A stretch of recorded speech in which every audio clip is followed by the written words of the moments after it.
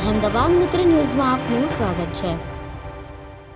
સુરતના ઉમરામાં પણ એક સ્નેચિંગની ઘટના બનવા પામી છે। રોડની સાઈડમાં બેસેલા યુવકના હાથમાંથી ચાલુ મોપેડ બે યુવકોએ મોબાઈલ ઝૂંટવી લીધો તો મોબાઈલ સ્નેચિંગ કરનાર બે યુવકોને પોલીસે ગણતરીના કલાકોમાં ઝડપી પાડ્યા છે। આ સાથે બાઇક અને મુદ્દામાલ પણ કબજે કરવામાં આવ્યો છે। આ સમગ્ર ઘટનાના સીસીટીવી ફૂટેજ પણ સામે આવ્યા છે। મળતી માહિતી પ્રમાણે પીપલોદ ખાતે રહેતા 20 વર્ષીય રોહિત પ્રસાદે મોબાઈલ સ્નેચિંગની ફરિયાદ નોંધાવી હતી, જેમાં જણાવ્યું હતું કે ગત 25 માર્ચના રોજ સવારના આશરે 8:30 વાગ્યે કારગિલ ચોક પાસે કામ અર્થે ગયો હતો। કારગિલ ચોક પાસે આવેલા ફૂટપાથ પર બેસીને મારી માતા સાથે મોબાઈલ ફોનથી વિડીયો કોલમાં વાત કરતો હતો। દરમિયાન અચાનક સોમેશ્વરા બાજુથી એક ડાર્ક બ્લુ કલરની મોપેડ મારી નજીક આવી અને જેના પર બે ઈસમો બેઠેલા હતા અને મોપેડ ચાલકે મારા હાથમાંથી મારો મોબાઈલ ફોન સ્નેચિંગ કરી લીધો। મોપેડ સવાર બંને યુવક પૂરપાટ ઝડપે રાહુલ રાજમોલ તરફ નાસી ગયા હતા કે તેની પાછળ દોડતા દોડતા બૂમાબૂમ કરી, પરંતુ તેઓ ત્યાંથી નાસી ગયા। બાદમાં ફરિયાદ કરી હતી। ઉમરા પોલીસે ગણતરીના કલાકોમાં બાતમીને આધારે બંને આરોપીઓને ઝડપી પાડ્યા હતા।